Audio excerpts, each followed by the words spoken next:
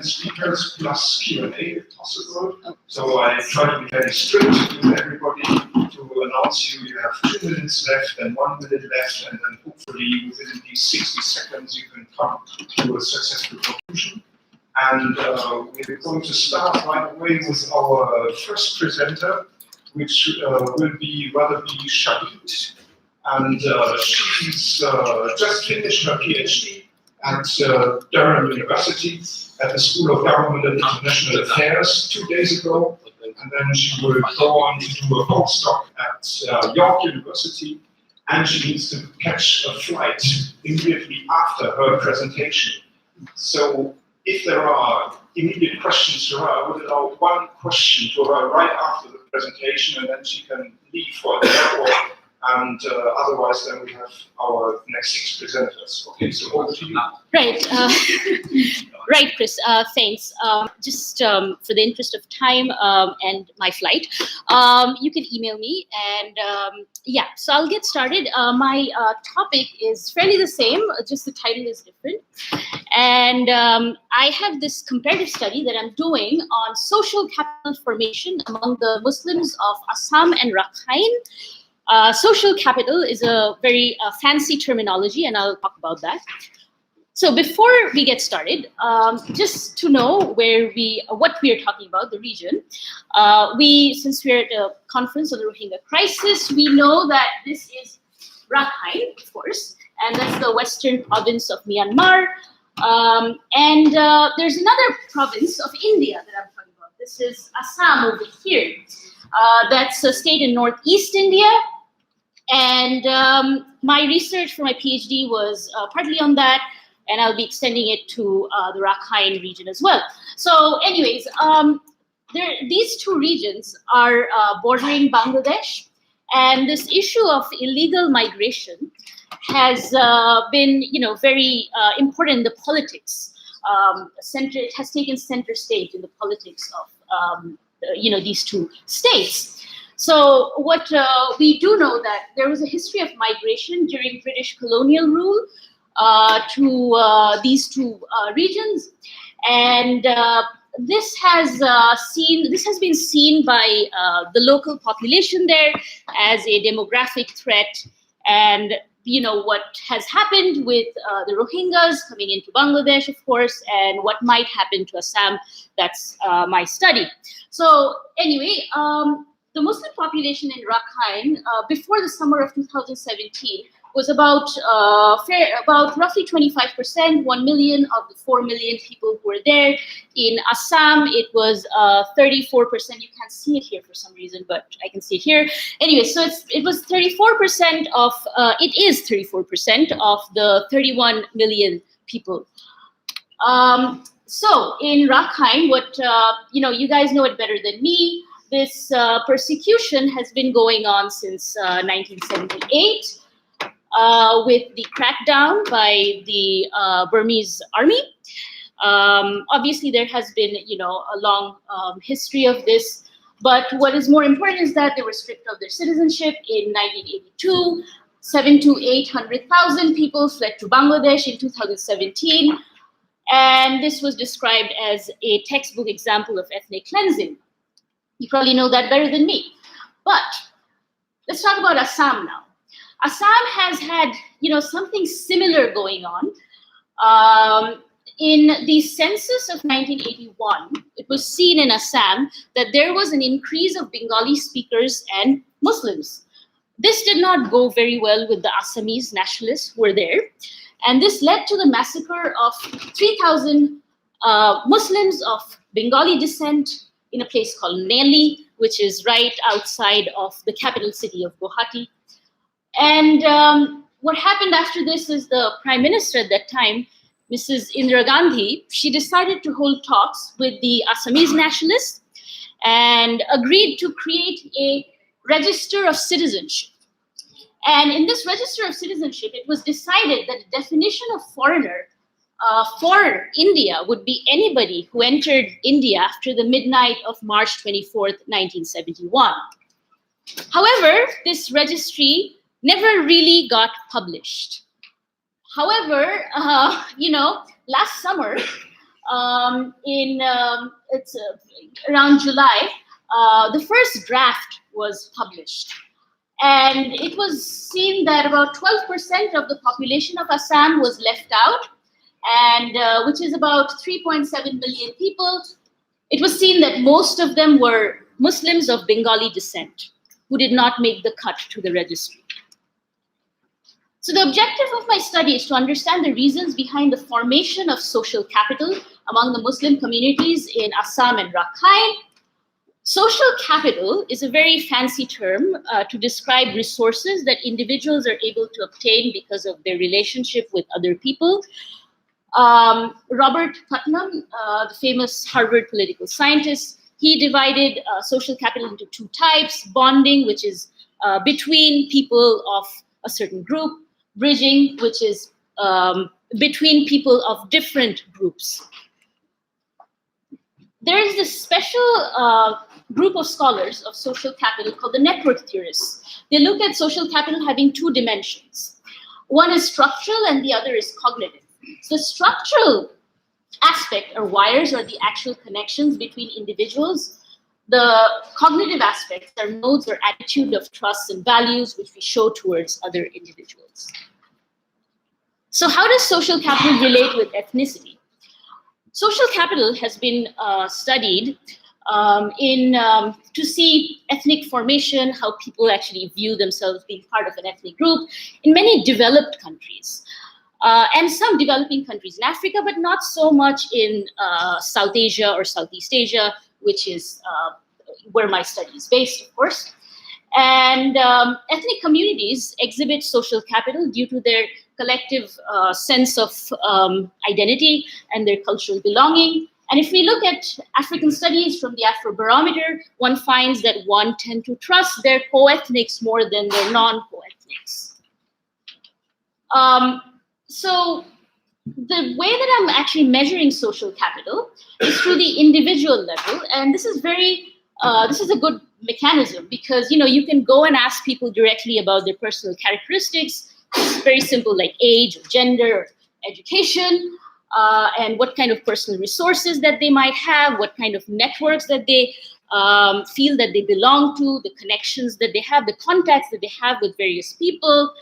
And then how they see themselves as being part of an ethnic group network. So the outcome variables for my study are bonding and bridging social capital.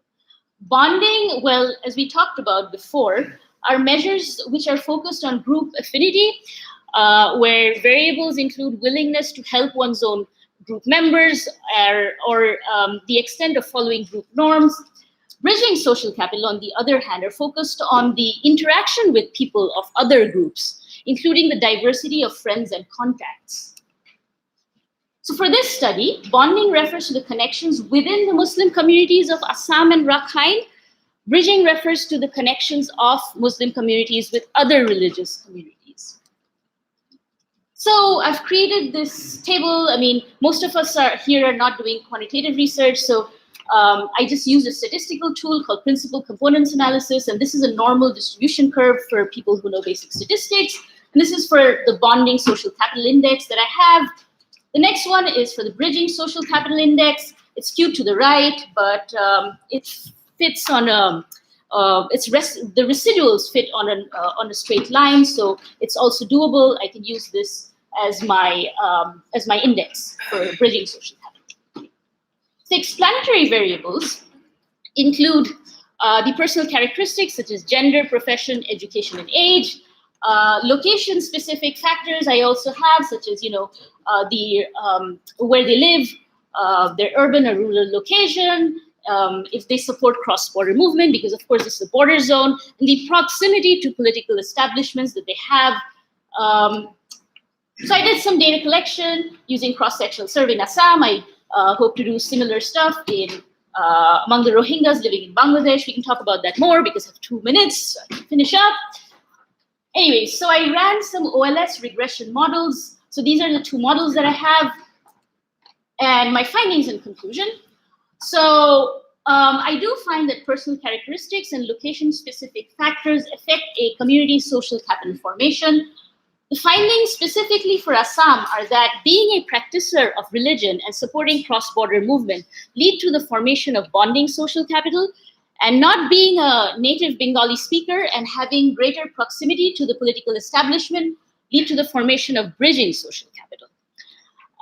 The sample from the Rohingya population, I'm yet to collect that. So if you have any suggestions, do let me know. My question for you guys at this point is, if I find similarities of social capital formation among the data sets of the Muslims of Assam and Rakhine, can we think of another case of statelessness, possibly the Indian establishment doing it this time? Anyways, I leave that up to you. If you have any questions, please email me because I need to run, and I can only take one question. And of course, this is this one article that I wrote on the recently concluded Indian elections, so you can look at this. And thank you.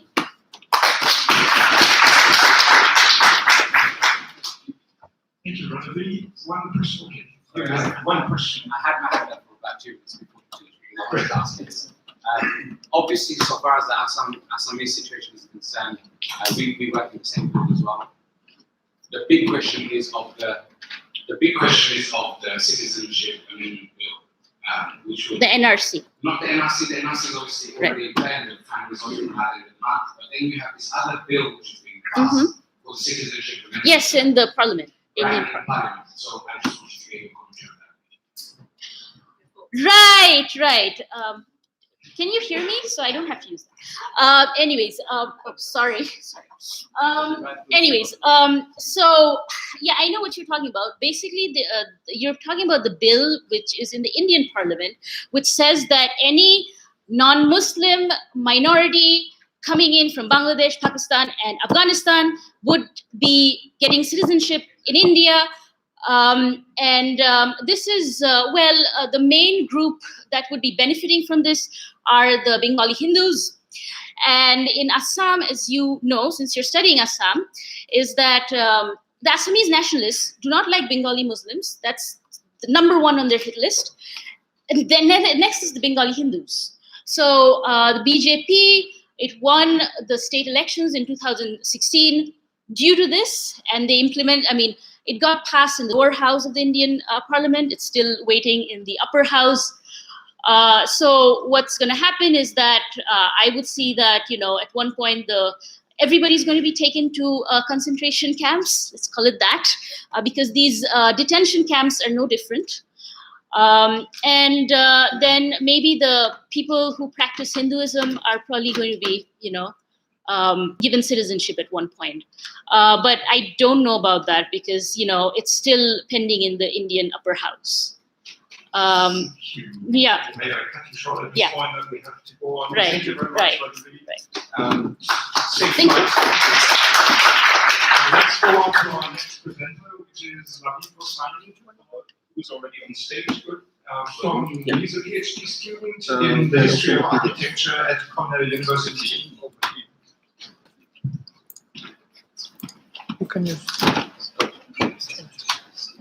Thanks, Chris, and also the organizers. So my paper is about refugees in the non-lands of the Bengal Delta. And so I will start with one of the recent lectures by Gayatri Spivak on the topic of Rohingya refugee crisis at Cornell University. It was about how we can start on epistemological change in ourselves, in our imagination, so that responses come from the Rohingyas. She ended her lecture by asking the question, who are we? And called for situating the oppression of Rohingyas in the global map of injustice. I want to start my paper from here. In last few years, Bangladesh government outlined a relocation plan for the Rohingya refugees to relocate them to a Chor island named Bhashan Chor. Before talking about the relocation project to the Chor, I will discuss about the history of Chor landscape in the Bengal Delta, how it has been settled, and how this landscape has been visualized and shaped by different acts and laws in different times. And I will talk about the relocation project very briefly in the end. Next, I will talk about the Chor landscape in its physical and legal presence. The Bengali term chor denotes a piece of land that emerges from the bed of river through the process of sedimentation. This phenomenon is common in Bengal rivers because of several reasons. Because of the monsoon variations, the amount of water in the rivers varies abruptly. This extreme variations make the landscape of chors extremely transient that can shift, submerge, disappear, and sometimes reappear over the years. These chors are neither land nor water, but as Lahiri Dutt mentions in a quote, a uniquely fluid environment where the demarcation between the land and water is not well defined or permanent, end of quote. Hence, these are borderless world where borders are not rigid or permanent lines on the ground. Chors are borderless worlds not only in its physical presence, but also in its legal presence, as they are not political units. From that perspective, chors can be explained as ungovernable borderlands, as James Scott used the term in his book, um, The Art of Not Being Governed. As these islands appear within the riverbed, they have no legal existence and are not formally sanctioned pieces of land. They often do not exist in the administrative maps as well. Just like the land itself, they support the most transient of the communities. In Bangladesh alone, these are home of about 5 million people. I will talk very briefly about how this chor has been settled. So the people who came to live in these chors are mostly the subaltern group of people, including political refugees, climatic refugees, minority groups, etc. So like the chors themselves, the livelihood of people also present the complexities that can arise when people live at the border of land and water. In the face of uncertainties, they use their traditional knowledge as well as develop new skill to cope with with adversities on a day-to-day basis. Chor people are obliged to take risks uh, uh, and develop their livelihood in such way so as to be able to cope with the river's mood. It means to be able to intimately know the riverine environment of chors and to make constant and small adjustments to cope with the changing moods of the rivers. In such way, they redefines the concept of dwelling, locational fixity, and or some of the rigid ways in which environment has been conventionally categorized as land and water. Frequent shifts in the course of these rivers, followed by unpredictable and heavy erosion, force the chor dwellers to move and relocate their settlement sites. Thus, chor dwellers often move by boats along with their belongings in search of habitable and cultivable land from one chor to the other, reflecting a semi-nomadic character. How the chor came to be settled is related closely to the history of river control, which I will discuss next. So I will quickly go through some of the acts from the colonial period that are connected with the history of land and water management in Bengal. With the Bengal Permanent Settlement Act of 1793, the agrarian scenario changed completely. These elaborate and detailed schemes of land ownership were required for earning revenue from the land introduced by the British administration. While the attempts continued with the Permanent Settlement Act to make the land fixed or permanent, the accretion of new lands within the Bengal rivers still remained a problem. The law that was created to legalize the fictional or transient entities of chors was called Bengal Alluvion and Diluvian Act of 1825, the first kind of law for such lands. This elaborate and detailed scheme of land ownership were required for earning revenue from the land introduced by the British administration. With the increasing importance of permanent land, the administration introduced the Bengal Tennessee Act of 1885. This overemphasis on the land against the rivers resulted in the construction of more dams and embankments along the rivers. In post-colonial times, the notable act was named East Bengal State Acquisition of 1950, and in the post-independence period, there are two presidential orders and Tennessee Act of 1994. While the enterprise of separating land from water continued, as we have seen in this series of laws, also there are other interventions like mapping and building infrastructures and so on.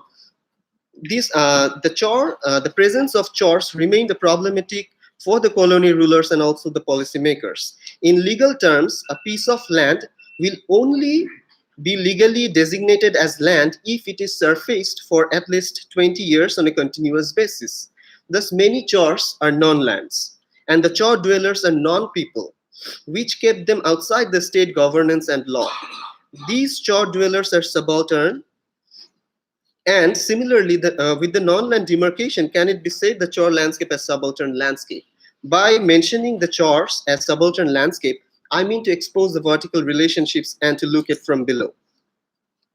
Here, I want to elaborate on the article by Spivak, which is titled "Righting Wrongs." In this article, Spivak suggests the above or top position makes the dominant power as the dispenser of rights, and also to violate it for its own purpose. In the history of chor landscape, we can see how the role of upper position was performed by the colonial power, and now in the Rohingya relocation project by the government power, HRW and UNHCR.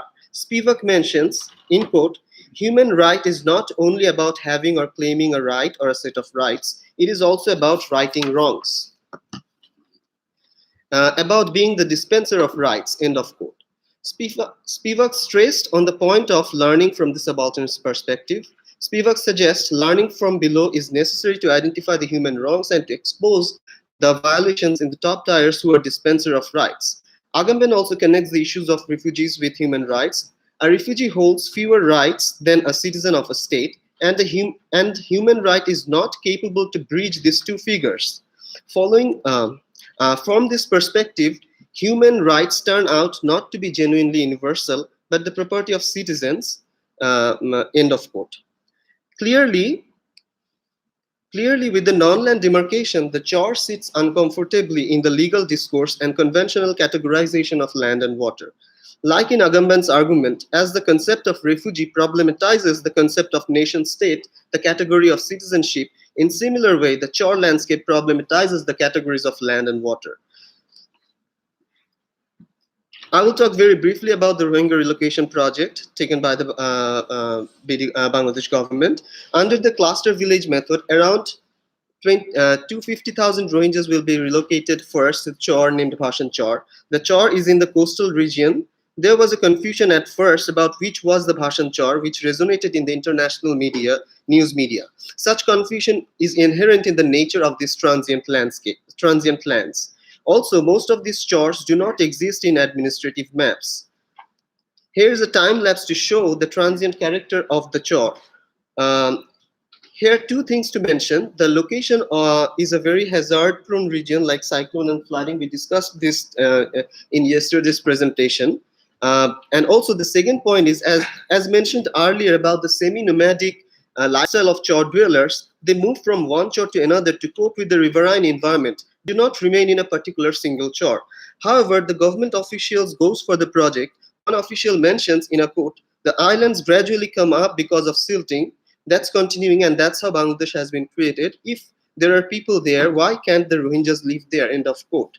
But there are several other reasons, and there are several other similar quotes, but these quotes certainly flatten out the nuances of chors and the historical land-people relationship.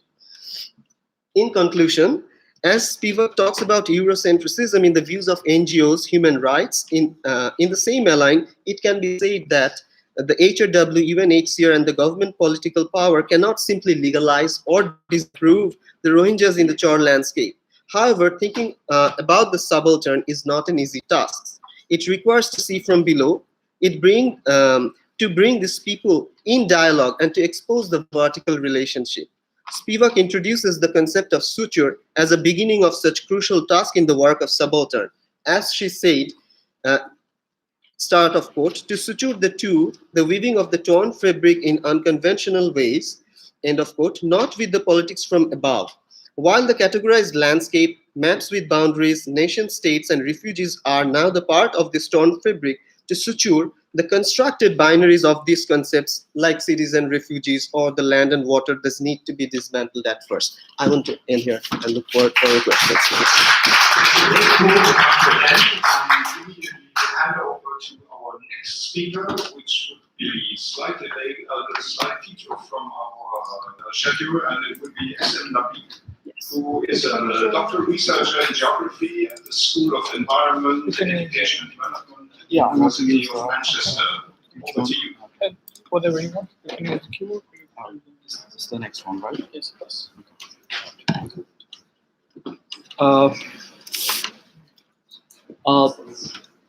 Thank you, organizer, for this nice event. I'll be presenting a slightly different kind of thing from the conference point of view. So most of the things you already have heard is from inside the camp, but I will look at from the outside world.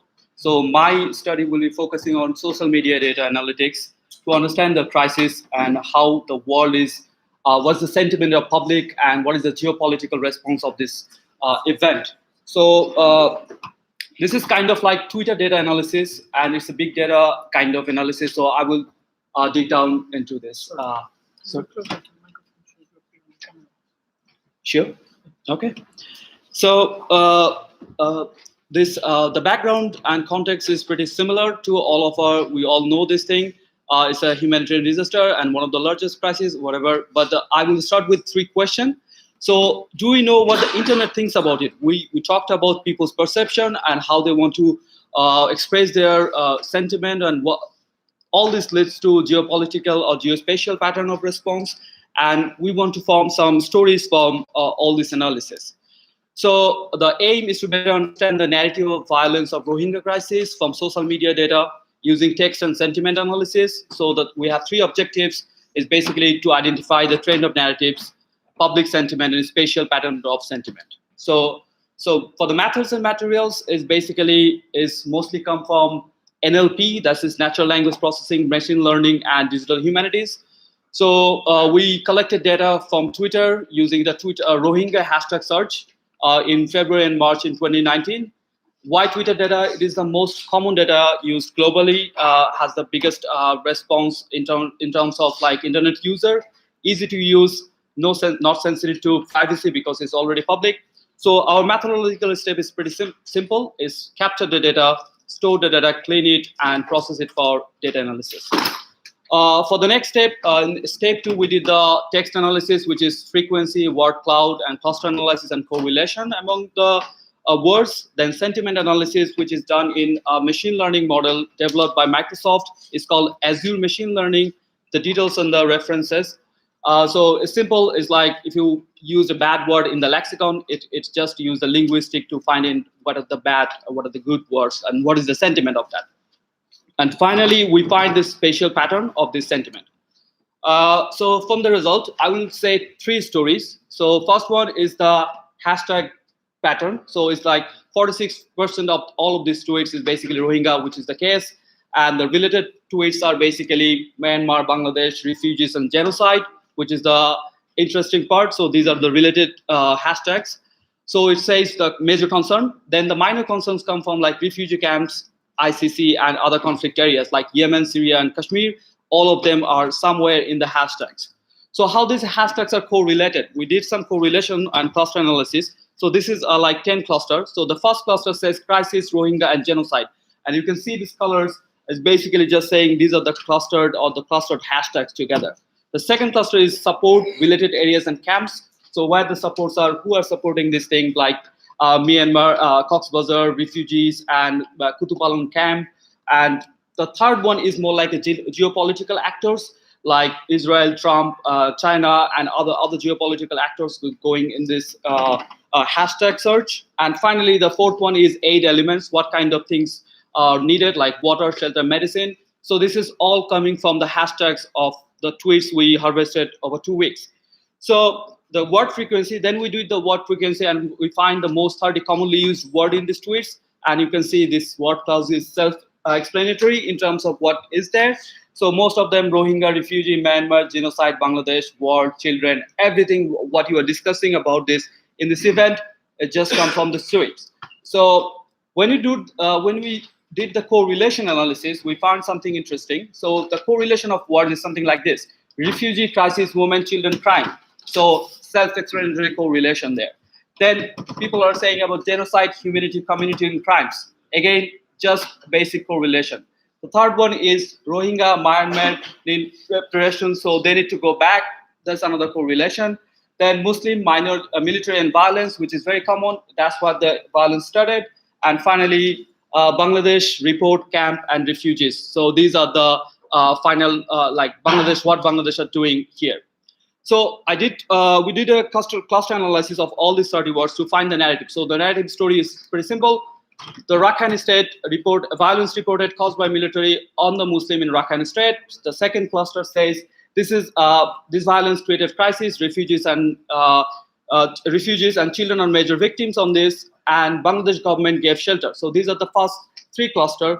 Then we come to another cluster is like victims need support. So that's is how the violence started and what support should we need and why we need to support this, because this is a genocide. International community needs to respond because this is a matter of human rights. All of them are just clustering together. And then we find a solution thing like Rohingyas need to go back, and then after that it might be ethnicity need protection after this crisis. So, and all these are related to Burma. So you can see this is a whole story just from 2 weeks of tweets and how we harvested the words. So the second story is sentiment. We did the sentiment analysis of each of these tweets, like the 14,000 tweets, when we find majority of the tweets expressing positive sentiment, and around 30% are negative and 20% are neutral. So we'll explain some of this in the next slide. So what do we mean by positive thing or positive sentiment? So it's explains these tweets were expressing support, hope, and love. Often they are interconnected with one another. And the neutrals are like, is nothing positive, nothing negative, more like news. But the negative are anger, fear, sadness, and disgust. And often anger and disgust are correlated. I will explain this later. So some example of the positive tweets. So what we are claiming. So let's say start with love.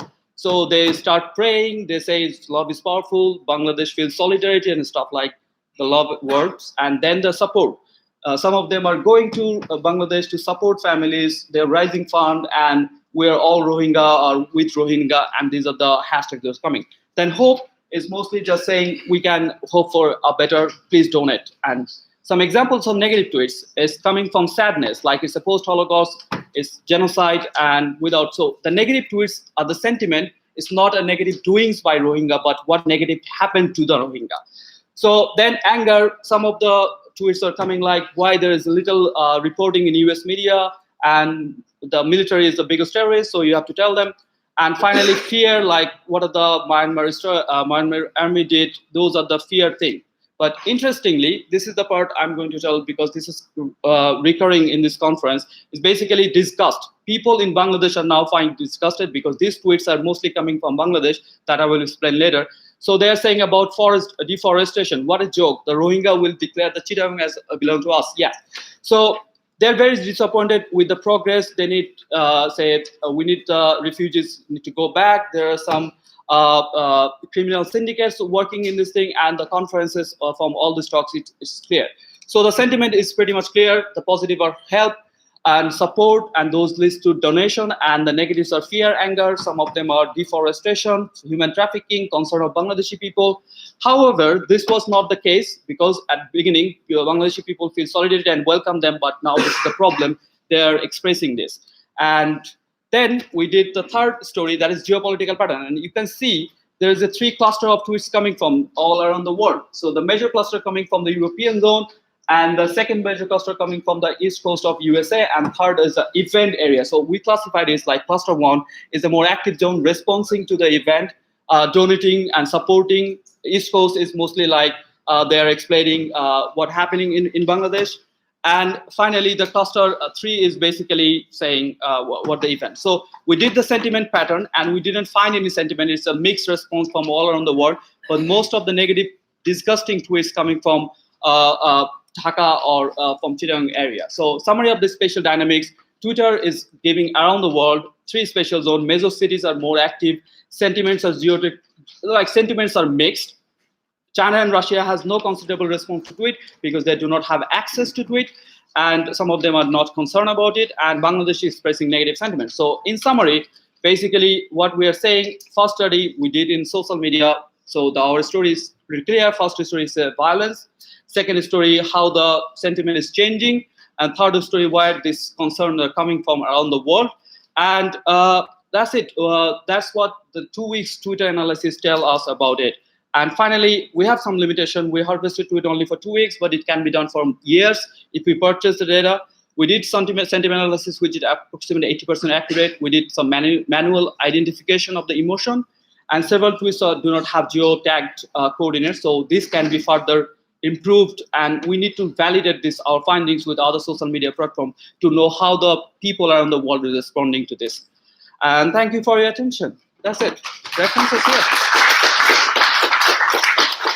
Thank you very much for this very important 20-second presentation. I'm on to our next presenter, which is Maya Tashina Taher, who is doing her PhD at the School of Architecture and Urban Planning at the University of Wisconsin. You can use that, or you can Over to you.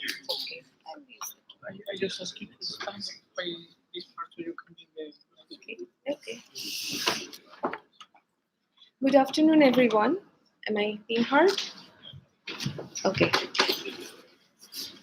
So, as a PhD student, as a second-year PhD student, I'm going to start my research more elaborately on this. But this presentation here is based on my preliminary studies. Have you been to Lake Michigan? During my interview conversations with Rohingya people in Milwaukee, 11 out of 40 people admitted to never having seen Lake Michigan, although their neighborhoods are only 5 miles away from the lake. An unofficial account from the community states that there are around 700 Rohingya refugee families, approximately 5,000 people living in the south side Milwaukee. Milwaukee is a state in the Midwest USA, and they have been relocated there since 2010 under UNHCR's Refugee Relocation Program. So my research focuses on the spatial mapping of these Rohingya people as part of understanding their cultural landscape through their transformation of the existing built environment. This research shares two major objectives. First, to observe their participation in the third places, which are also constricted by the community's strict gender structures. And second, to figure out how the segregated urban system of Milwaukee also shaped their individual and communal identity as segregated. The majority of the Rohingya population that I met in Milwaukee came from Malaysia, and they escaped there by boat from Myanmar during different time periods, starting from the 1980s and 90s. So these maps here show the transnational movement from the Southeast Asia to the different parts of the world, and also the city locations in the United States where they have been majorly relocated. So Milwaukee is one of the major relocation spots for the Rohingya communities. So in order to explain the constricted spatial mapping of the Rohingya people, I'm using here the racial dot map. Milwaukee is a city in the Midwest USA known for its segregated urban landscape and its urban histories of unspoken north-south boundary constructed by race. As you see here, this racial dot map, it shows the segregation between the blue and the green and the orange, and each of these colors identify a different race. So one of the major problems these resettled in a situation like this, these resettled Rohingya people have been facing here is the lack of easy accessibility of the public transportation system. The lack of an interconnected public transportation system here connecting the neighborhoods is a deliberate urban design policy that maintains the segregated system in the city. So here, this map is looking at the Rohingya community, which is specifically located at the black zone, and you see its location in terms of the different to the rest of the city. So this community, they are mostly located, they have their own mosque. They are mostly located around their mosque in the Oklahoma Avenue of Southside Milwaukee. So my research analysis on this spatial mapping finds that Rohingya refugees barely venture beyond their small neighborhood blocks where their apartments, mosques, community centers, and grocery stores are located. So this map here, it looks into that zone and identifies the places which are considered as their communal places to hang out. So the challenges of integrating in this context, the challenges of integrating into American cultural values, overcoming past trauma, learning English, finding jobs, and raising families in a safe environment are difficult but not impossible for them to overcome. So this community has been living below the poverty line, as majority of these people don't have the proper education to find well-paying jobs. And they have been working at low-paying jobs while women, mostly men, while women are living at home to take care of their family members. So I would suggest that their social confinement and limited navigation pattern reflect two structuring processes. First, the limited pattern relates to their social culture that while men are able to navigate around the communities, women's movement would be restricted. This is the same theme that has been coming here from the camps. Second, the Rohingya people's segregated identity relates to the pattern of Milwaukee's urban landscape that promotes socio-physical segregation along racial and ethnic lines. So these are the my ethnographic study. It was looking at the Rohingya community's spatial identity, and it observed three groups of people: young people, adult males, and adult females. And I mostly met these people while volunteering in different organizations, neighborhood organizations. So for this presentation, in this short period of time, I'm only looking to the Rohingya grocery marts, which are considered as the congregation spot for the Rohingya males. So here I'm also implying the theoretical concept of third place to observe and analyze each of these groups' social participation.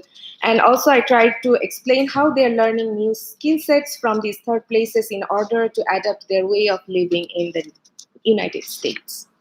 So my broader research questions are: how are the everyday spaces within the Rohingya community being used as informal social spaces? And how do the public transformation infrastructures in Milwaukee navigate and restrict the Rohingya people's spatial movement? So these are my larger research questions, but here I'm focusing only on the Rohingya grocery marts. So out of the 6 Rohingya grocery marts in Milwaukee, both my case studies get identified as the meeting places for the Rohingya males, mostly during the afternoons and the evenings after work or during the weekends. These are the common meeting points for Rohingya men where they can chat for hours in their native Rohingya and Burmese language while chewing betel leaves, which is a popular Rohingya custom. Mundane living between the first and the second place bring them to visit these third places such as grocery stores where they meet other people from their community and get familiarized about their lives in the new land. So during several visits to these shops, I hardly met any Rohingya women shopping in there, and this reflects the point of these grocery marts as gendered third places. Both of these shops' front facades lack any signage of its existence, which is contrary to the visual culture of the typical South or Southeast Asian business entrepreneurships. And this kind of reflects to their ethnic enclaving or clustering along the own ethnic people. So if we look inside these Rohingya grocery marts, we find these typical architectural characteristics which are identified by architectural historian Arijit Sen. So these are generally characterized by narrow storefronts, congested shelving and navigable spaces, clear distinction of dry zones and wet zones, overemphasized in visual information through package and product levels. So this shop counter is the control point of these shops and are placed close to the front door, while this reflects on the wet zone, which is the shelving and preparation zone for vegetable, fish, and meat. And all these and throughout these Rohingya grocery marts, they contain this idea of a regional food landscape through their ethnic symbols, lettering, and packaged products, which bring them to a sense of home and to the point of belonging. So finally, I would be looking to my conclusive remarks. So I find three major notions that reflect on this Rohingya community spatial mapping in Milwaukee. First, the constricted spatial boundary of the Rohingya community reflects their community's position in the power structure as segregated and weak. Second, ethnic Rohingya grocery marts are third places for Rohingya males, where they share a sense of belonging and comfort to communicate and strengthen their community network. And third, Milwaukee's segregated urbanity reflected through its racial boundaries, public expressways, and transportation network facilitate the community's spatial immobility. So this was actually a very large kind of looking at three groups and looking at the urban settings and to the very vernacular buildings. So I tried to summarize it all in 10 minutes. I hope that makes sense. Thank you. And on to our next speaker, which is Obaidullah Al-Marzouk. And he comes to us a senior lecturer from the Department of Social Sciences and Humanities from the Independent University of Bangladesh.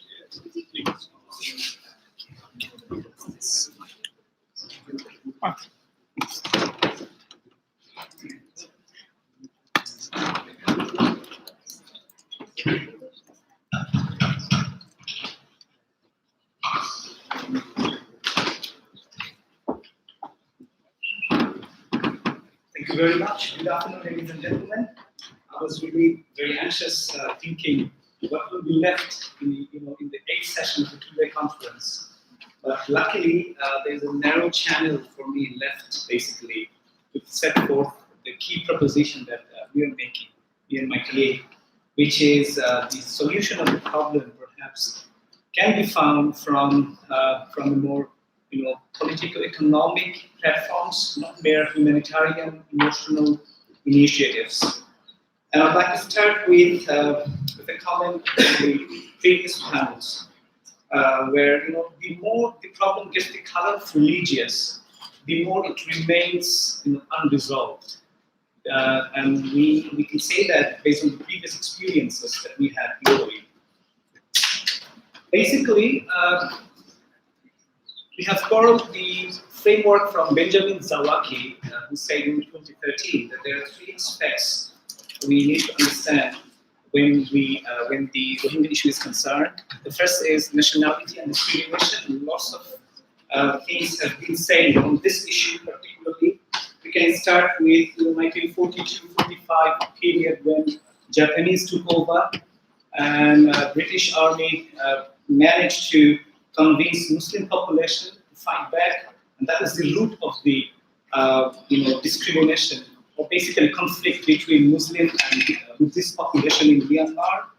And then comes the Green regime, and from 1962 to 1988, where there are two important initiatives taken by the government. One is Emergency Immigration Act in 1974, and then Burmese Citizenship Law, which is the most concerning thing in 1982. There were basically in this citizenship law, there were three citizenship considered. First is ordinary, which is normal Burmese, ethnic, and other Buddhist people, and other associate and naturalized citizens who were given limited rights to many things, including, for example, they are not allowed to take part in governmental offices. And then comes the second of the framework, which is stateless and displacement, which has series of fleeing population of Arakan. Basically, they fled to Bangladesh and many other South Asian countries, Indonesia, Malaysia, India, 1978, 1991, 1992. And as you know, the second one basically got resolved by the intervention of UNHCR. And finally, 2017 evacuations. So, The third one is, there are two other aspects, which is National Ceasefire Agreement, NCA, that basically was initiated in 2015, where the government, after the election, opted to kind of bring together all those EOS, ethnic armed groups, for an agreement to build the nation toward liberal practices. And following that, there was a Pangong 21 conference, which seemingly failed to bring together all the groups of Myanmar to consensus. So our key objective, basically, in this paper was raising some questions and to put forth some different perspectives. As one gentleman commented, that land is the thing that the Myanmar government wants. So we are basically absorbing the realist perspective by Hobbes and Thucydides, Thucydides, next to the chair, to explain the scenario, the whole scenario, and find a solution for that. And why was Bangladeshi government kind of, they say, is kind of failed to raise the issue to the global community. We'll see perhaps the perspectives to that. Let's start with the R2p, Responsibility to Protect, which is basically an UNRIC convention. And the assumption here is that sovereignty of a country is not a privilege, it's a responsibility. Like democracy is not listening to the majority, it's basically protecting the minority. What it says that is the set of principles that obligates states and then the international community to protect the citizens from any of the international crimes such as genocide, war crimes, and many other different types of crimes. But however, the challenge here is that they agreed on one point that this will be case-by-case issue. There's no guideline where to basically initiate R2p, and that's a big challenge. And the politics behind, so that the powerful hegemonic powers, they can save their back, or they can basically achieve their own interest from the global political apparatus. So why R2p is basically failing here? There are maybe, apart from many other reasons, that we have pointed out 3 reasons. The first one is the myth that even Azim Ibrahim pointed out in his book, that Myanmar has shifted from autocracy to liberal democracy after 2015 elections. And also there is another myth that Myanmar is so isolated, they're very resilient or far away from the global interventions, which has to be kind of broken, because that is not the case.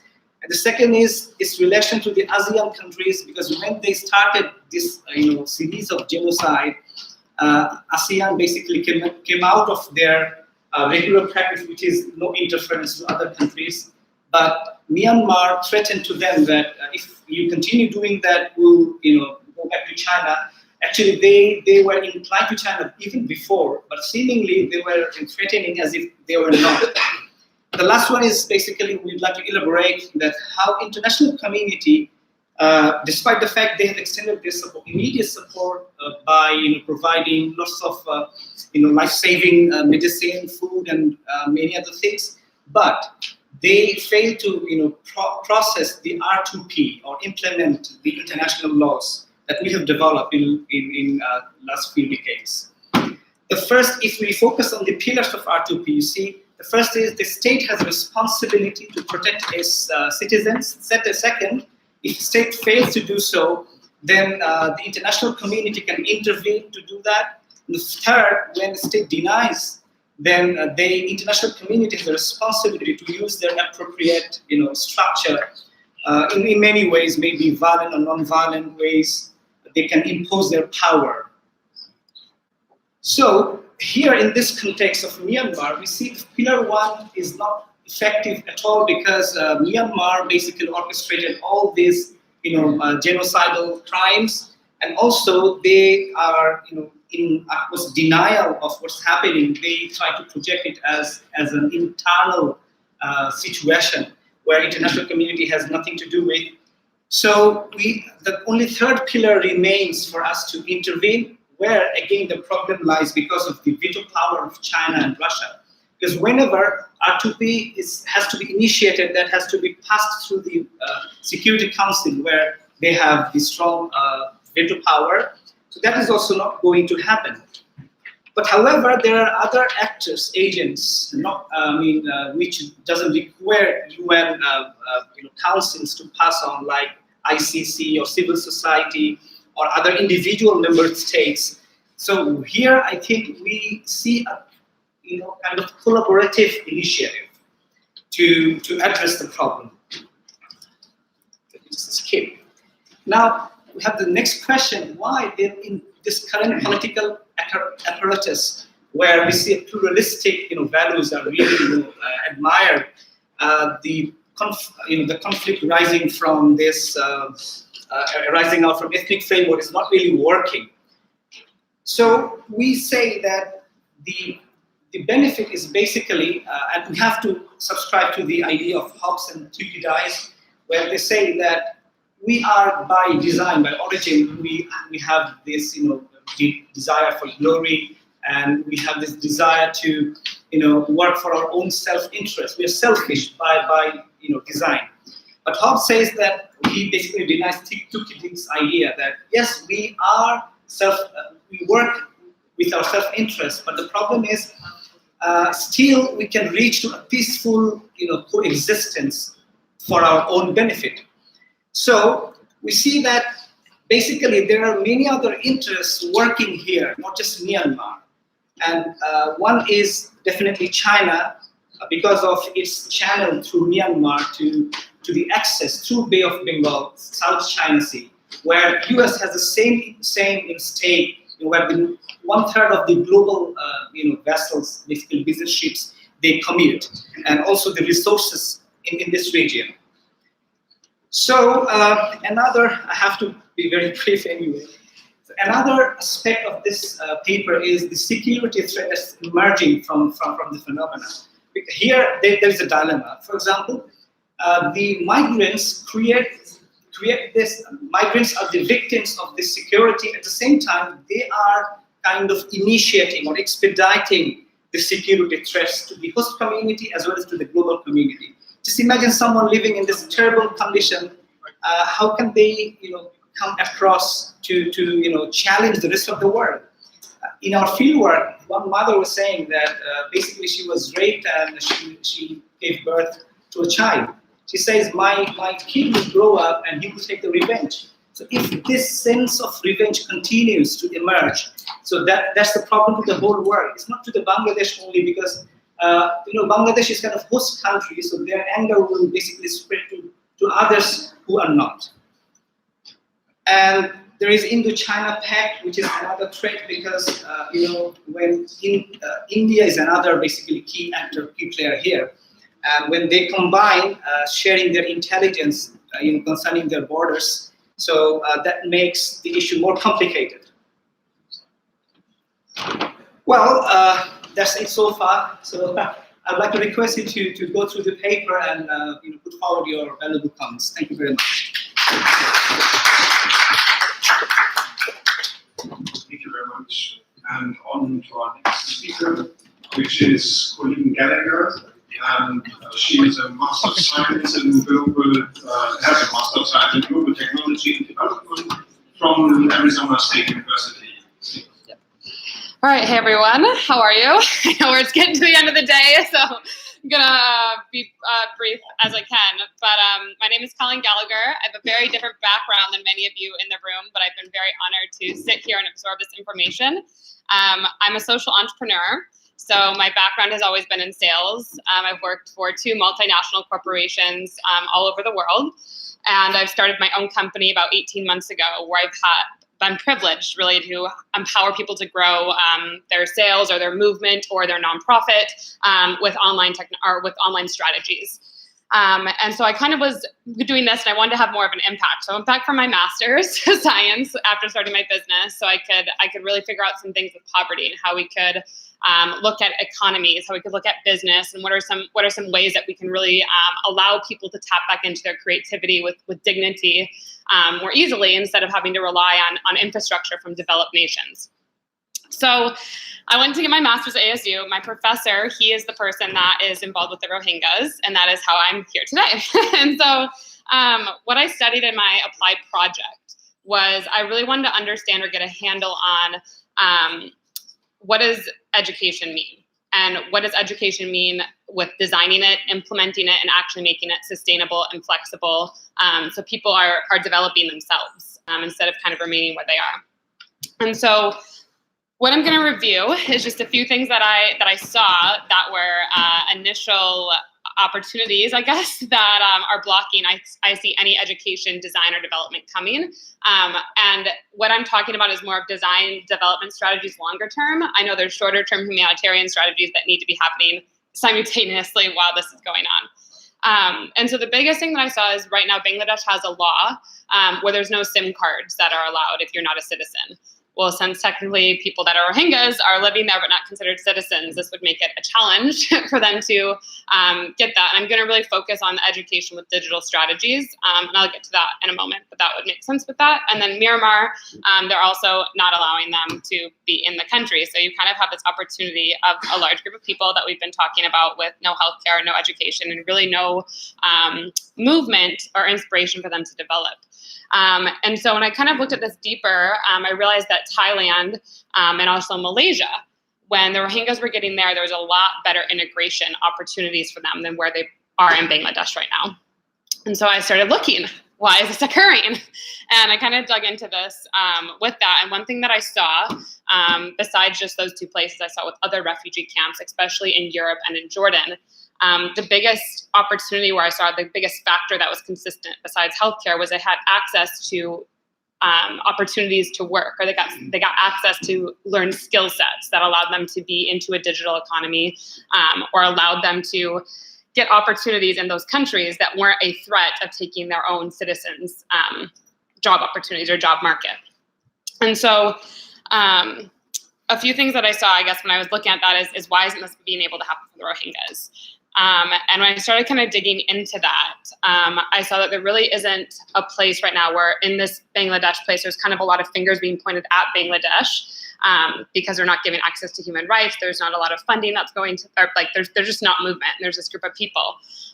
So I started looking at what might be the best way to allow these people to start getting skill sets. And the number one thing that I saw with my line of work of how I've empowered many people to start businesses that are not in refugee camps, but in lower social economics or designing that was through the digital economy. Because you're no longer having to base yourself on a location, you're not having to go to a developed nation, and you're not actually having to take job opportunities from anyone else who perceive that. So what I focused on in my project was what are like the key variables that need to be considered when designing an education system.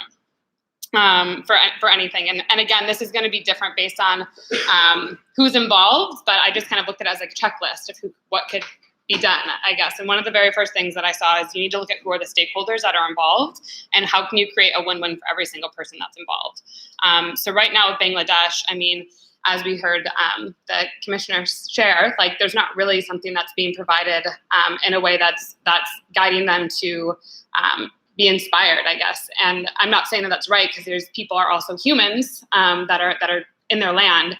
They should have basic access, human right.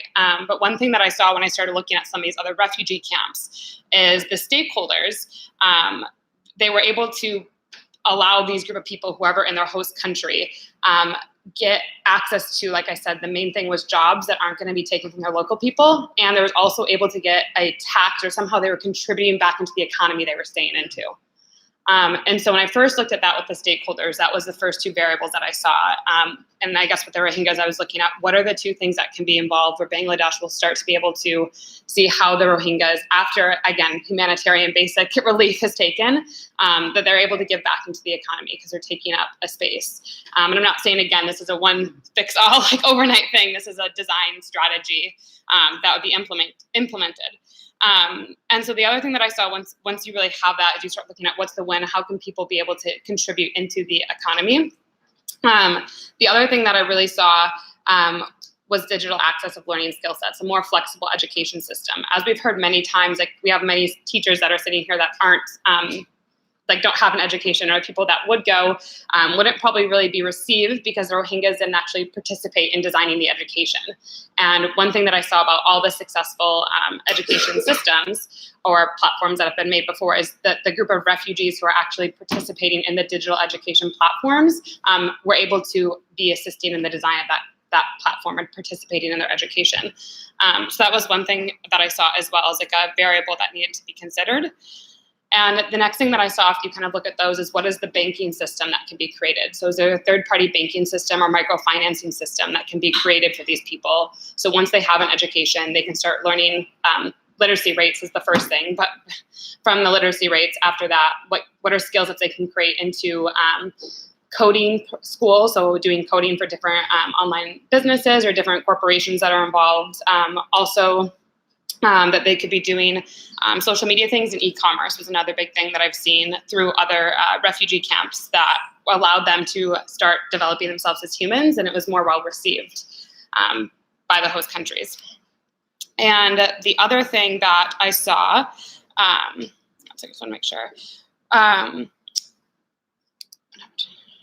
The other thing that I saw is that, or why it's so important that I saw with the digital aspect of it, is because it allows them to enter into a global economy right away instead of just taking up space into that current economy. And with digital access, that is creating an economy that doesn't need to take up space in a current location. It's allowing you to be part of something much larger. It's allowing you to not have to go to a specific land to create more opportunities for yourself. It's allowing it to happen right then. And so the other thing that I really noticed, or I wanted to talk about when I looked at some of these things, was that the downfalls of also this, because there's a lot of downfalls to having digital access if there's no design implemented, or if it's just like people are randomly given cell phones or smartphones and there's like then no talk of what's happened. So the first thing that is really big, especially with any refugees, is privacy laws. There can be a lot of opportunities where it's really good to be able to document what's going on, where they're from, who they are, and it can also be used as a bad thing if it's not used and designed properly, especially specific for refugees. The other thing that I saw that was really big is that there's been a lot of hate crimes. Specifically, there was one in Myanmar that was done. Facebook entered into the Myanmar market without really having approval, and it actually caused a hate crime against the Rohingyas. And so that's something that needs to be very carefully addressed and also looked at before any digital access or social media access is given to these places. The other thing that I saw that was an important thing to look at was that mental health. Sometimes these people get access to it and it causes depression, anxiety, because there's, again, not really access of, okay, here's the social media to use, or here's the education platform to use, here's the healthcare access to allow you to move forward. So those were some of the things that I really saw as looking at good things and also bad things that could be looked in further. And then there was multiple apps as well that I looked at or researched that would be good to use with them. So Integrate was one of them. Refugees Welcome, which has been able to be implemented in 20 countries and allowed some of these countries to have the refugees be able to offer a space or a home in some of the countries that they're in, and also Work for Good, which has been a really good one for some of the refugees who have gained skill sets to move into employment opportunities after having a digital education, or it's been designed for them. That's it.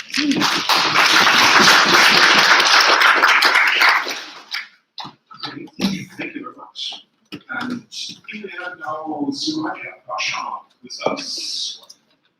One speaker was missing and obviously hasn't shown up until now. Okay, that means we need to skip that one, and we have done until 5:30 for Q&A.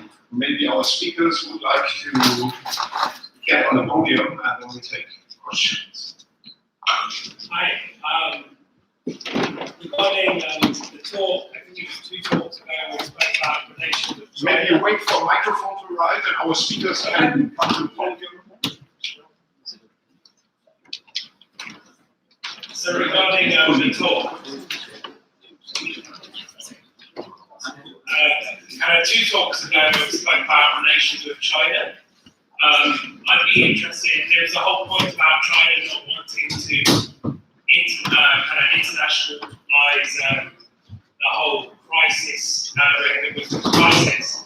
And do you think any of that is down to the fact that there's tons of detention camps in the Xinjiang province and the Muslims there? And do you think that plays a role in how they address the crisis? Anyone would like to? The impact of the targeting camps for Muslims in China on the Rohingya situation. Anything China's will to politically react or not react? I can't speak, I guess, too much about it, because I guess a lot of it would be opinion based. But I also think that when the council was here, when she was speaking as well, like, I mean, China, I do think China, Russia, there is geopolitics that are involved, I think, with it. And I think that's a part of a larger conversation of really someone taking ownership and accountability. And kind of even with the ICC, they went over things. I mean, unless you really have a political institution that's in a nation, that's what keeps things accountable, and that's what keeps things moving forward. So as far as this being on an international topic, I think all of us are here discussing it, and we're looking for ways, how can we be more accountable, or what are incentives that can develop this forward. But with that specific, I don't know if there's really a fit answer when I'm theorizing. Well, obviously, China's growing aversion to Muslim population, to its own within its own territory. For example, Uyghur and some of the border living Muslims. These are connected, but the issue is here more important from economic aspects. Like China-Myanmar economic corridor and the Belt Road initiatives. These are more important for China, apart from its religious stance. I have a question regarding. Do we have a microphone? Yes. You get a loud voice. Use your voice, I think. Thank you. Okay, I have a question regarding the R2p. As far as I know, Myanmar is a signatory to that. But this is a problem. There is no shortage of conventions and treaties and all that, and Myanmar is not paying attention. So I think what is needed, maybe should have done the next session when I will speak. So there must be, we'll have to explore the ways bypassing this Security Council and the United Systems. Clearly, the international system is not what. I think we'll have to say it. Obviously, you're right, and in fact, that's why we absorb the realist perspective to address the problem from Bangladeshi perspective. No matter what we say here or in international levels, the situation will be worsened because of the growing attention for China, growing interest of China and India in this region. So the more we involve other international powers like US and EU, the problem will be kind of more easier to solve. For example, the access of US in South China Sea is equally important, but US is seemingly losing its power in this region gradually. And as a response, China is getting the vote here. So obviously this is important, but we have to be really realistic. See, if China wants this economic benefit, and that's why they're removing this population, supporting Myanmar, and Myanmar is kind of bandwagoning to China. So maybe there are other ways, without removing this population or without ethnic cleansing, this can be done. So maybe we can propose this, one of many, or maybe there are other ways. For example, as US congressmen say, maybe separate Arakan and Chittagong for an independent country. So there are many ways, but the problem is, see, nobody here is basically speaking out of genuine feeling. Always self-interest is prime concern. So when I'm speaking from Bangladeshi stance, definitely I care for my own land and people. And US is the same stance, so is everyone.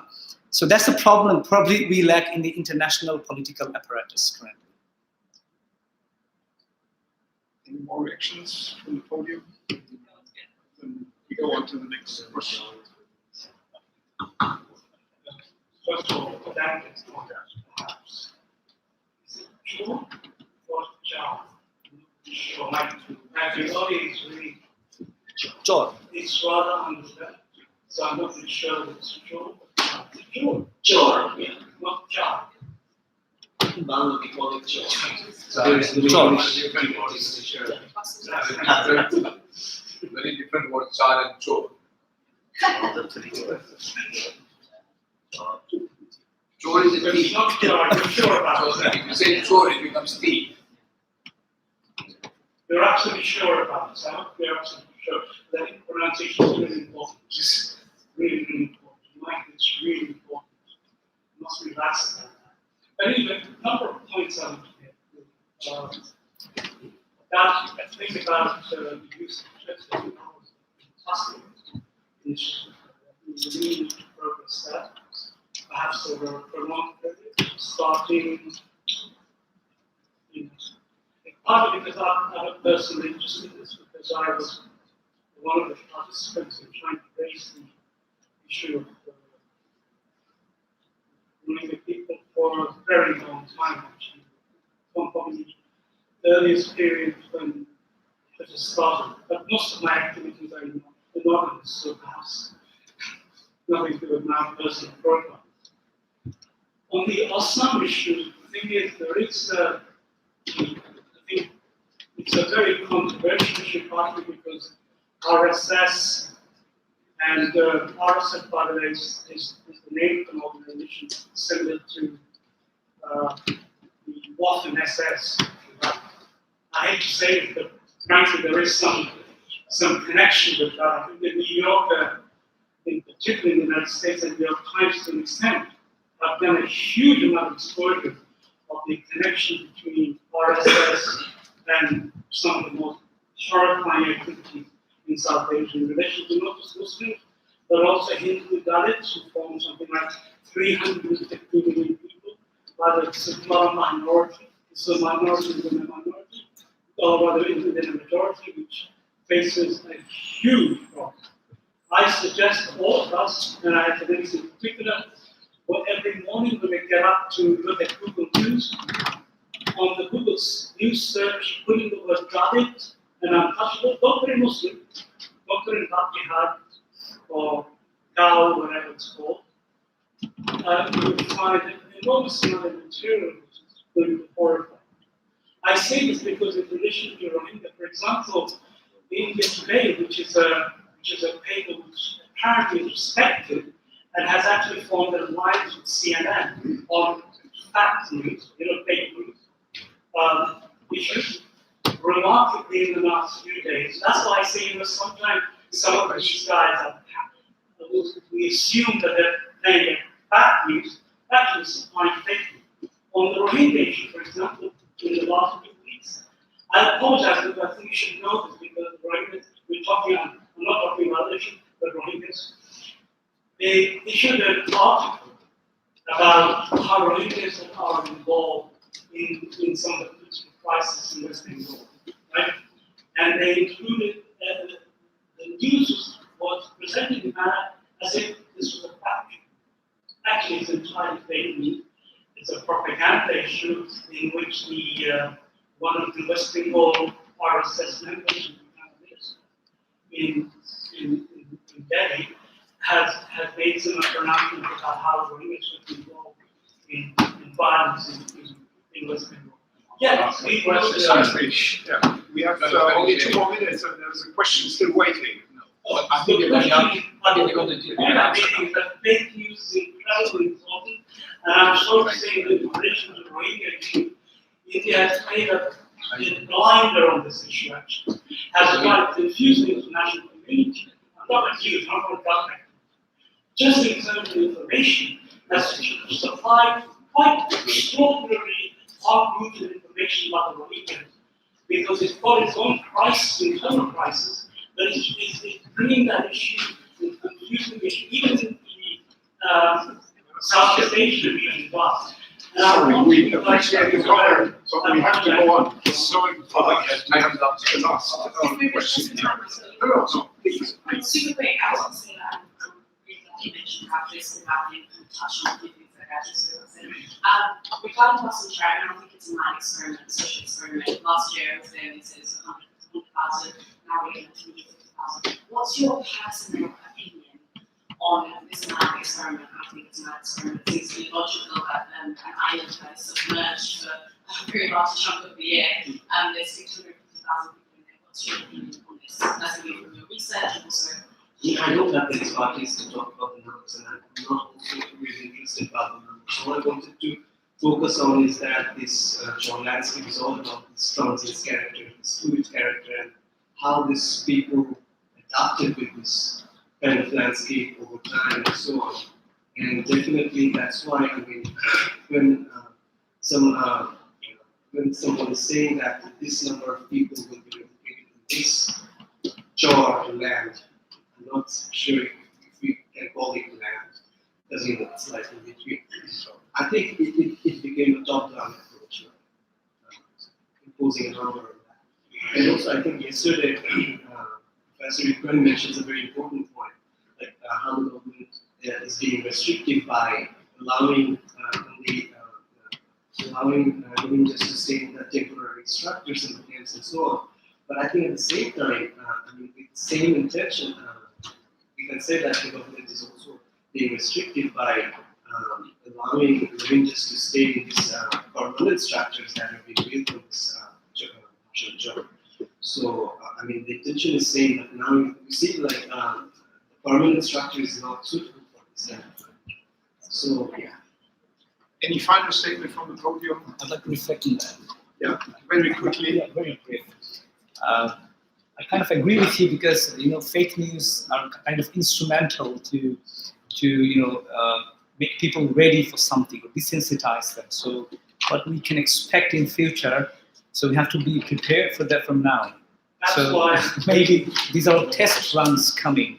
The final version is perhaps waiting for us. So now is, I think, the time for us to be realists in our approaches and show the costs of such genocides and how the economic benefits can be achieved without being really hateful to other communities, rather strengthening the nation. For example, India has this notion of Great India and proud to be Indian. So perhaps we can sell this to them. Okay, thank you very much. So,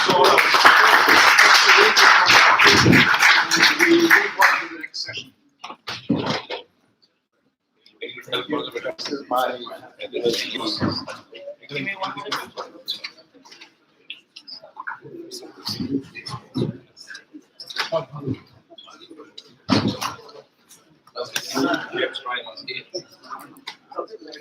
Where is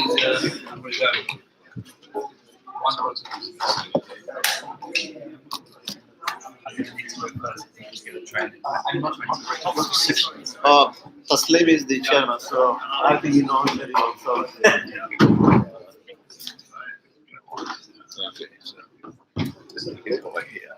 What you this? Yes, I'm trying to find it. I don't remember what was the name I put on this one. Oh yeah, we had a seminar on Rohingya. No, with that.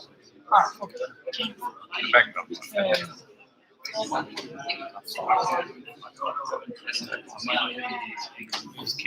Okay, where is my one?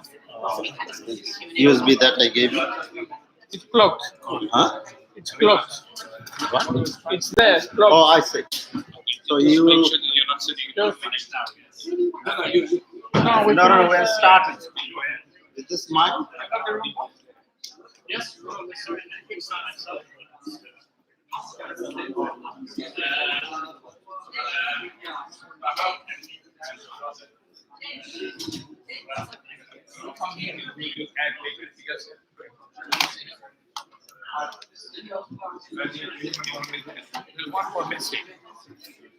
One more missing. I don't know why she's not there.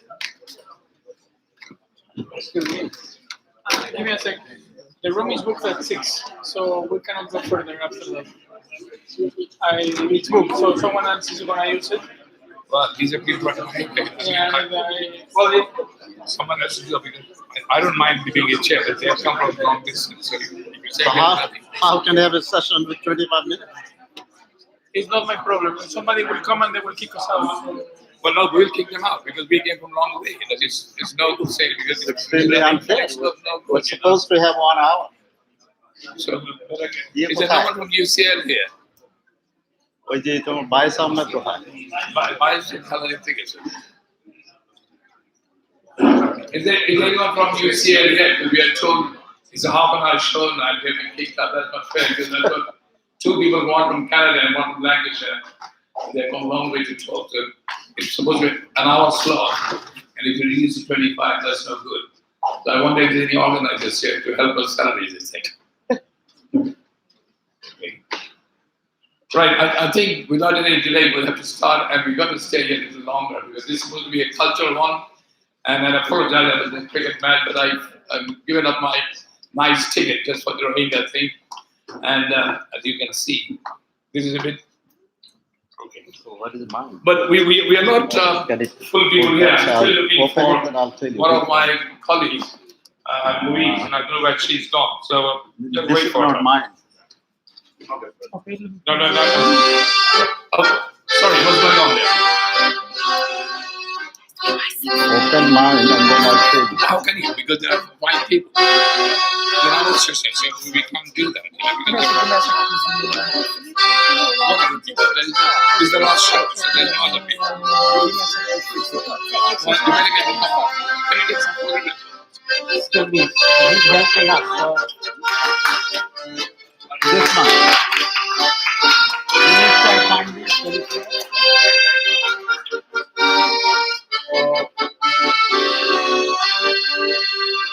How do you go down? Welcome to our last speaker, Louise. This one? She has just come back. She has just come back from Cox's Bazar. No! And she's going to sing. I'm going to sing a bit. No! After the beat together.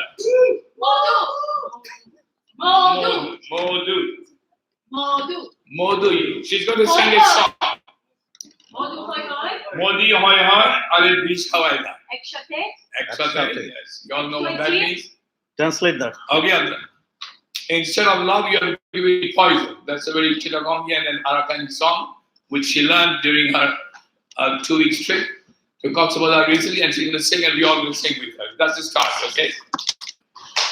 Modu hoy hoy, are beach Hawaii. Modu hoy hoy, are beach Hawaii.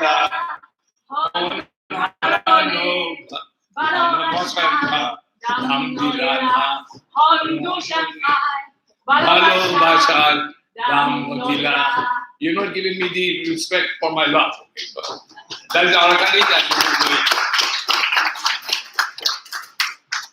all right, welcome to the show. Those of you who don't know, I'm Chaz, but it's a long name. You've got all the references in our book. This is supposed to be a kind of a creative ensemble because some of us are academic. I'm just retired now. I'm a mediocre academic from a provincial university, but I've got my learned colleagues from here. The best one, of course, all the more long-serving ones is Professor Sadiqul Islam. He's from Laurentian University in Sudbury, Canada. We both were in a Canada trip only a week ago. We had a show on Rohingya. And then on my left is Dr. James Bryant, the Irish guy who had his PhD from here, one of my ex-colleagues at Egypt University.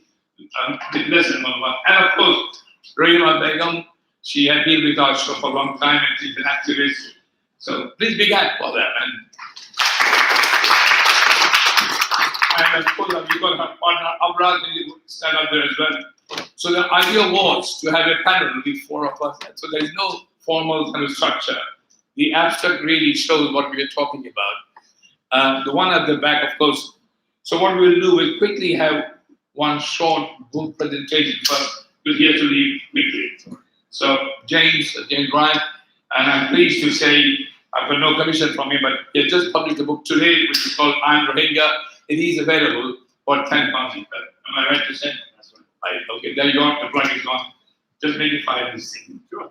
Okay, I'm going to stand up. I'm not going to use the microphone because this room was probably not made for microphones originally.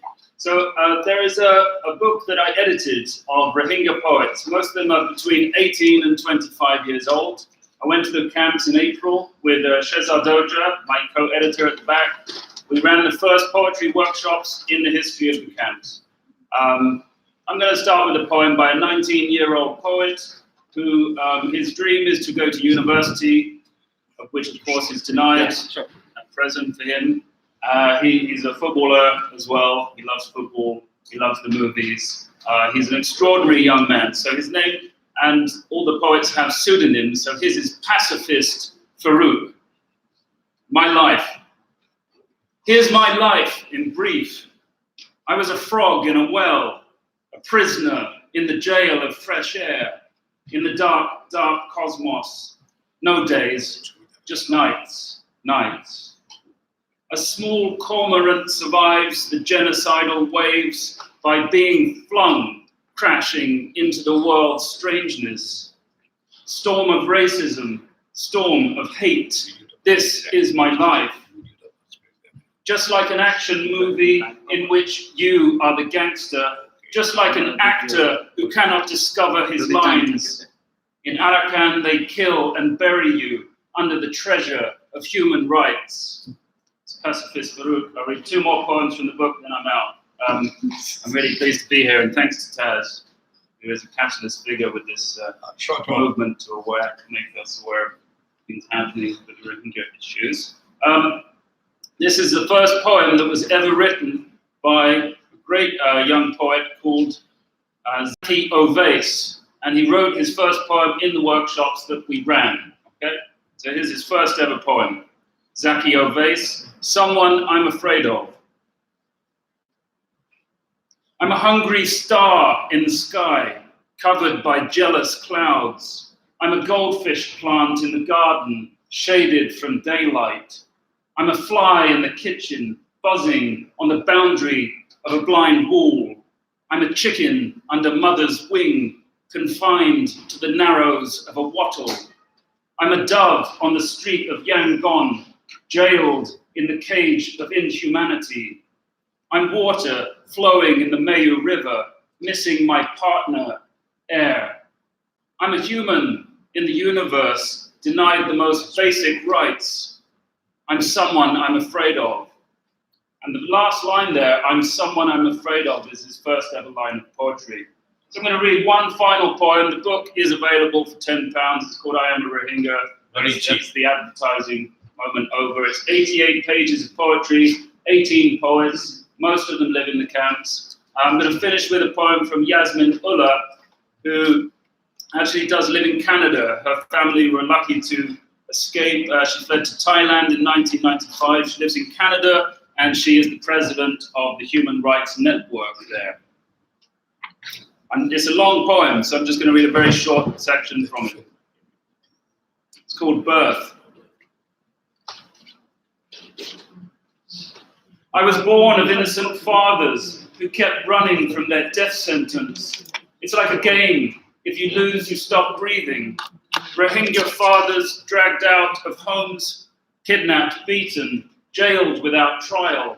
And if there's a chance that they survive and walk out of prison free, then they're imprisoned by the vicious cycle of being Rohingya. They say our sin can only be atoned by suffering and death. I was born of people whose long exiles are destined our long journey of pain. The world took over half a century to notice. I count how many times we've become refugees. I lost count of how many left their cities, never allowed back, leaving children behind, turning their backs on family, outside the comfort of home, alone and struggling. Our feet are so tired, broken heels bleed. The mud we walked through dried, hardened. If we walk the entire earth barefoot, would we ever find a home? Thank you. That's a very clear start. It's very difficult because I've been continuously harassed by all people saying we've got to finish at 6. So I'm doing my best. So I hope you don't mind if I'm being rude to other people a bit. But as I said, they come a long way. So once again, without any delay, I'll go to Sadikul, who'll just reduce it to 5 minutes. If you're all right, Sadikul. So be a fair and then read your comment. Since you are my friend, possibly I'll take slightly more than that, maybe 6 or 7 minutes. Okay, I'm Sadiq Islam from Laurentian University in Canada. Is anybody here from Canada? So I'm the lone voice from Canada. And I sincerely believe that Canada is going to save this world. Okay, I'm not saying this lightly. What is needed here is to build a strong coalition of middle power countries like Canada and many European countries. The powerful countries today are displaying, I would say, self-serving blindness to this problem. And in fact, they're a part of the problem. So I'll make some general comments and then possibly I'll show just one slide. So Myanmar has committed an act of war on Rohingyas, war on Bangladesh, more important, war on the international community and the humanity. Okay, we will have to understand the larger context. Today, we see this is a dystopian world.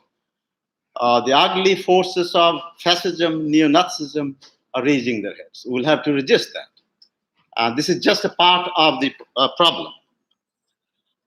What is needed here is strong trade sanctions, military sanctions, and even military solution should be on the table.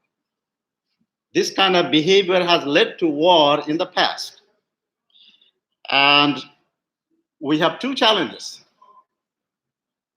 Humanitarian challenge, as you heard, what is needed is about $1 billion per year for the Rohingya refugees. Who is supposed to pay for this? I think Myanmar. Is that too much? The world today spends how much money on the military equipments and weapons? $2 trillion. This is the world we are living in. If you impose a tax of 2% on military expenditure, that would amount to $40 billion. So, what is needed again? We cannot afford to be silent here. I'll just mention one quotation from Martin Luther King, which I like. The silence of good people is more dangerous than the evil actions of bad people. So we'll have to understand that. I'm going to focus on just 1 or 2 slides. This is based on our initial findings from the Rohingya camps. This is one area which I always find relevant and interesting. Today, the Rohingyas do not have access to education. What we have just learning centers. And without education, you're destroying social and human capital of Rohingya refugees. Okay? Currently, there are no formal schools for Rohingyas who are beyond the age of 14. So there is no reason why we should deprive the Rohingyas from this access to education. Same thing, I'll skip that, employment. They're not allowed to work. Some of them are allowed to work inside the camp by the NGOs. But if you compare the regime in Bangladesh, refugee regime, with other countries, Turkey, Lebanon, Iran, they allow refugees to go for education and limited access to employment. And I think Bangladesh government certainly should consider this matter. One more point, Bangladesh is not a signatory to the Refugee Convention of 1951 or its Protocol 1967. 147 countries are signatory to these conventions. There is no reason why Bangladesh should not be a member of this convention.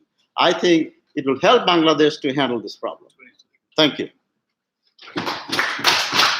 Actually, my colleagues are really releasing their wonderful talk. I wish we could have some way of communicating with you later. But I will go now quickly to my friend Louise, who will come over and go and entertain you with that.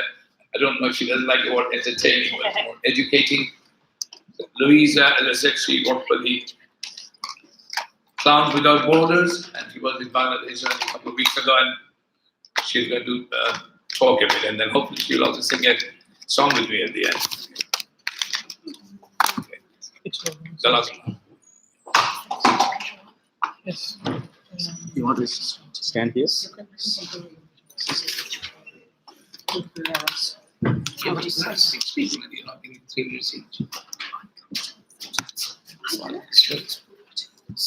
Well, I don't know. They're coming from